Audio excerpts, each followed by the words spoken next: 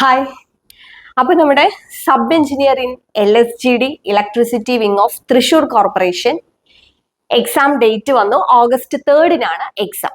So ഈ ഒരു എക്സാമിന് അപ്ലൈ ചെയ്തിട്ടുള്ളവരെല്ലാം തന്നെ കൺഫർമേഷൻ കൊടുക്കുക. എക്സാം എഴുതാൻ ഉദ്ദേശിക്കുന്ന എല്ലാവരും കൺഫർമേഷൻ കൊടുക്കുക. 8,000+ കാൻഡിഡേറ്റ്സ് ആണ് അപ്ലൈ ചെയ്തിട്ടുള്ളത്.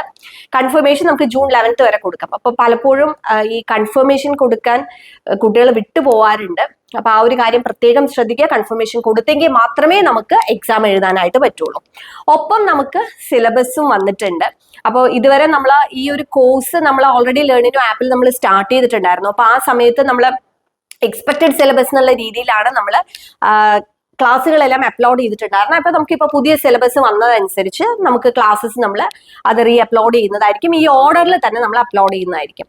അപ്പൊ സിലബസിനെ കുറിച്ച് പറയുവാണെന്നുണ്ടെങ്കിൽ നമുക്ക് 10 മോഡ്യൂൾസ് ആണ് വരുന്നത് വിത്ത് ഈക്വൽ വെയിറ്റേജ്. എല്ലാ മോഡ്യൂൾസിനും 10 മാർക്ക് വെച്ചിട്ടാണ് വരുന്നത്. ഓക്കെ.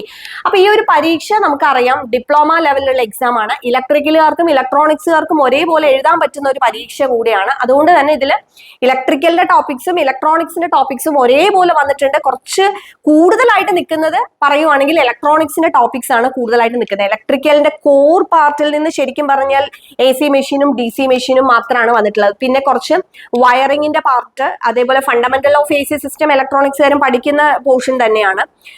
അപ്പൊ അതുകൊണ്ട് ഇലക്ട്രോണിക്സിന്റെ ടോപ്പിക്സ് ആണ് കുറച്ച് കൂടുതൽ നിൽക്കുന്നത്. മോഡ്യൂൾ വൈസ് പറയുകയാണെന്നുണ്ടെങ്കിൽ ഫസ്റ്റ് മോഡ്യൂൾ നമുക്ക് വരുന്ന ഫണ്ടമെന്റൽസ് ഓഫ് ഇലക്ട്രിസിറ്റി, അതേപോലെ തന്നെ ഇലക്ട്രോസ്റ്റാറ്റിക്സ് ആൻഡ് ഇലക്ട്രോമാഗ്നറ്റിസം, ബേസിക് ഇലക്ട്രിക്കലിൽ നമ്മൾ പഠിക്കുന്ന കാര്യങ്ങളാണ്. ദെൻ സെക്കൻഡ് മോഡ്യൂൾ എന്ന് പറയുന്നത് കുറച്ച് വാസ്റ്റ് ആയിട്ട് പഠിക്കണം. എന്ന് വെച്ചാൽ സെമി കണ്ടക്ടർ ഡയോഡ്സ് ബേസിക് തൊട്ട് പഠിക്കണം. ബാൻഡ് ഡയഗ്രാം തൊട്ട് പഠിക്കാനുണ്ട്. അതിനുശേഷം പിന്നെ ഡയോഡ്സ് ആണ്. PN junction diode, different types of diodes, rectifiers. Then ട്രാൻസിസ്റ്ററിലാണെങ്കിലും കോൺഫിഗറേഷൻ ഓൺവേർഡ്സ്, അതേപോലെ തന്നെ അതിന്റെ ബയസിങ്. ദെൻ അവിടെ different types of transistors like നമുക്ക് JFET പഠിക്കാനുണ്ട്, MOSFET പഠിക്കാനുണ്ട്. പിന്നെ പവർ ഇലക്ട്രോണിക്സിന്റെ topics like UJT, FET, MOSFET, then SCR, diac, triac, UJT, അങ്ങനെ പവർ ഇലക്ട്രോണിക്സിന്റെ ടോപ്പിക്സ് ഉണ്ട്. ഒപ്റ്റോ ഇലക്ട്രോണിക് ഡിവൈസസ് വരുന്നുണ്ട്, പവർ സപ്ലൈ വരുന്നുണ്ട്. ഓക്കെ. അപ്പൊ ഇത്രയും ടോപ്പിക്സ് ആണ്. പിന്നെ ഫണ്ടമെന്റൽസ് ഓഫ് AC സിസ്റ്റം ആണ് മൂന്നാമത്തെ മോഡ്യൂളിൽ മെയിൻ ആയിട്ട് വരുന്ന topic. Safety, first aid, batteries and solar cell, ഇത് രണ്ടും കൂടെ ചേർന്നിട്ടാണ് തേർഡ് മോഡ്യൂൾ വരുന്നത്. ഫണ്ടമെന്റൽസ് ഓഫ് ACയും ഇലക്ട്രോണിക്സുകാരെ സംബന്ധിച്ചിടത്തോളം ഈസിയാണ്. ഇലക്ട്രിക്കലുകാർക്കും ഈ പറഞ്ഞ ടോപ്പിക്സ് ഒക്കെ അവർ പല എക്സാമിനും പഠിക്കുന്നതാണ്. Safety, first aid, battery and solar cell ചെറിയൊരു ടോപ്പിക്കാണ് വരുന്നത്. എഗെയിൻ തേർഡ് മോഡ്യൂളും 10 മാർക്ക് തന്നെയാണ്. മോഡ്യൂൾ 4 എന്ന് പറയുന്ന ഓപ്പാമ്പും ഓസിലേറ്റേഴ്സും ആണ് വരുന്നത്. നമ്മളെ അനലോഗ് സർക്യൂട്ട്സിന്റെ ഭാഗത്ത് നിന്ന് വരുന്ന ടോപ്പിക്സ് ആണ് നമുക്ക് 4th മോഡ്യൂളിൽ വരുന്നത്. ഇത് ഡീറ്റെയിൽഡ് ആയിട്ടുള്ള സിലബസ് ഡിസ്കഷൻ നമ്മൾ നെക്സ്റ്റ് ഒരു വീഡിയോയിൽ നമുക്ക് ചെയ്യാം, ഓരോ ടോപ്പിക് ബൈ ടോപ്പിക് ഏതാണെന്നുള്ളത്. അപ്പോൾ ഇതിന്റെ PDF എല്ലാവർക്കും കിട്ടിയിട്ടുണ്ടാവും എന്ന് വിചാരിക്കുന്നു. ഇനി സിലബസ് PDF ആർക്കെങ്കിലും വേണമെന്നുണ്ടെങ്കിൽ ജസ്റ്റ് ഒന്ന് നമ്മളെ ഒന്ന് മെസ്സേജ് ചെയ്താൽ മതി. 5th മോഡ്യൂൾ വരുന്നത് വയറിംഗ് ആക്സസറീസും അതേപോലെ തന്നെ പവർ ഇലക്ട്രോണിക്സും ആണ് വരുന്നത്. ഓക്കെ. അത് കുറച്ച് ഒരു കോർ ഇലക്ട്രിക്കൽ ടോപ്പിക്സ് എന്ന് വേണമെങ്കിൽ പറയാം. 6th മോഡ്യൂൾ ഡിജിറ്റൽ ഇലക്ട്രോണിക്സ് ആണ്. Digital electronics starting from number system, നമുക്ക് logic family, semiconductor, memory എല്ലാം വരുന്നു. മോഡ്യൂൾ 7ലാണ് നമുക്ക് ഇലക്ട്രിക്കലിന്റെ കോർ സബ്ജക്ട്സ് ആയിട്ടുള്ള DC മെഷീനും AC മെഷീനും വരുന്നത്. ഫുൾ ടോപ്പിക്സ് വരുന്നുണ്ട് കേട്ടോ.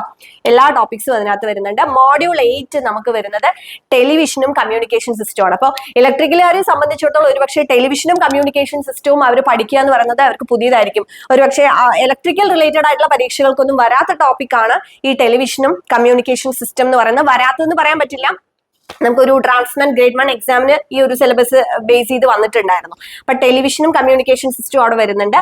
9th module measurements and measuring instruments ആണ്. അതിൽ ഇലക്ട്രോണിക് മെഷറിംഗ് ഇൻസ്ട്രുമെന്റ്സും ഇലക്ട്രിക്കൽ മെഷറിംഗ് ഇൻസ്ട്രുമെന്റ്സും രണ്ടും ഒരേപോലെ തന്നിട്ടുണ്ട്. And last module micro controller. അപ്പോൾ ഇലക്ട്രിക്കലുകാർക്കും ഇലക്ട്രോണിക്സുകാർക്കും ഒരേപോലെ ചാലഞ്ചിങ് ആയിട്ട് തന്നെയാണ് സിലബസ് വന്നിരിക്കുന്നത്. നമുക്ക് ഒരുപാട് ടോപ്പിക്സ് പഠിക്കാനുണ്ട്. അപ്പൊ കൃത്യമായി സിലബസ് അനുസരിച്ച് നമ്മൾ പഠിച്ചു കഴിഞ്ഞാൽ നമുക്ക് നല്ലൊരു സ്കോർ ചെയ്യാൻ പറ്റും. അപ്പൊ നമ്മൾ ആപ്പിൽ നമ്മൾ എന്തായാലും കോഴ്സ് സ്റ്റാർട്ട് ചെയ്തിട്ടുണ്ട്. June 1 onwards daily study goal ഉണ്ടാവും. നമ്മുടെ എല്ലാ കോഴ്സുകളുടെയും ഒരു പ്രത്യേകതയാണ് നമ്മൾ ഡെയിലി സ്റ്റഡി ഗോൾ കൊടുക്കുക എന്നുള്ളത്. അപ്പൊ ഡെയിലി സ്റ്റഡി ഗോൾ അനുസരിച്ച് ഓരോ ദിവസവും പഠിക്കേണ്ട ടോപ്പിക്സ് വരും. ആ ഓരോ മോഡ്യൂൾ കഴിയുമ്പോഴും അതിന്റെ ടെസ്റ്റ് ഉണ്ടാവും. ആ ടെസ്റ്റ് അറ്റൻഡ് ചെയ്ത് റിവൈസ് ചെയ്ത് നമ്മൾ അടുത്ത മോഡ്യൂളിലേക്ക് പോവാം. അതിനുശേഷം ലാസ്റ്റ് ഒരു വീക്ക് എന്ന് പറയുന്നത് നമുക്ക് റിവിഷൻ ചെയ്യാനുള്ളത്. ശരിക്കും നമുക്ക് 2 മാസമാണ് സമയം കിട്ടുക. August 3 എക്സാം ആയതുകൊണ്ട് ജൂണും ജൂലൈയും ആണ് നമുക്ക് സമയം കിട്ടുന്നത്.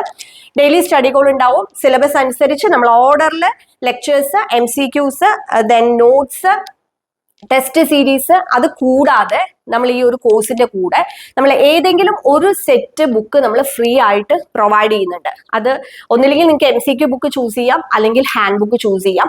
അതിൽ തന്നെ നിങ്ങൾക്ക് ഇലക്ട്രോണിക്സ് വേണമെങ്കിൽ ഇലക്ട്രോണിക്സ് ചൂസ് ചെയ്യാം, ഇലക്ട്രിക്കൽ വേണമെങ്കിൽ ഇലക്ട്രിക്കൽ ചൂസ് ചെയ്യാം. ഞാൻ അങ്ങനെ പറയാനുള്ള കാരണം എന്ന് വെച്ച് കഴിഞ്ഞാൽ, ചില ഇപ്പോൾ ഇലക്ട്രിക്കൽ പഠിക്കുന്ന കുട്ടികൾക്കാണെങ്കിൽ ചിലപ്പോൾ ഇലക്ട്രോണിക്സിന്റെ ബുക്ക് അവരിൽ ഉണ്ടാവില്ല. ഇലക്ട്രിക്കൽ ഓൾറെഡി നമ്മുടെ ബുക്ക് എടുത്തിട്ടുണ്ടാവും. ഇനി ഇലക്ട്രോണിക്സ് തന്നെയാണെങ്കിൽ നേരെ തിരിച്ച്. അപ്പൊ അവർക്ക് ഒരു സൗകര്യം എന്നുള്ള രീതിയിലാണ് നിങ്ങൾക്ക് ചൂസ് ചെയ്യാം ഏത് സെറ്റ് ബുക്ക് വേണം. ഏതർ MCQ അല്ലെങ്കിൽ ഹാൻഡ് ബുക്ക്, ഇലക്ട്രിക്കലോ ഇലക്ട്രോണിക്സോ ചൂസ് ചെയ്യാം. അത് നമ്മൾ ഈ ഒരു കോഴ്സിന്റെ കൂടെ നിങ്ങൾക്ക് ഫ്രീ ആയിട്ട് തരാണ്. അപ്പൊ ഈ ഒരു എക്സാമിന് മാത്രമല്ല, ഇനി വരുന്ന അപ്കമിങ് എക്സാംസിനും ആ ബുക്ക് യൂസ്ഫുൾ ആയിരിക്കും. അപ്പൊ അതുകൊണ്ട് ഇത്രയും കാര്യങ്ങളാണ് അത് ഏറ്റവും അഫോർഡബിൾ ആയിട്ടുള്ള ഒരു ഫീസിലാണ് കൊണ്ടുവന്നിട്ടുള്ളത്. അപ്പൊ ഈ ഒരു എക്സാമിന് പ്രിപ്പയർ ചെയ്യുന്നവര് എത്രയും പെട്ടെന്ന് ജോയിൻ ചെയ്യുക. കാരണം June 1 ഓൺവേർഡ്സ് ഒരു ദിവസം പോലും മിസ് ചെയ്യാതെ നിങ്ങൾക്ക് ക്ലാസ്സസ് കിട്ടാൻ വേണ്ടിയിട്ടാണ്. സോ ഇപ്പൊ തന്നെ ലേണിംഗ് ആപ്പ് ഡൗൺലോഡ് ചെയ്ത് കോഴ്സിൽ ജോയിൻ ചെയ്യാം.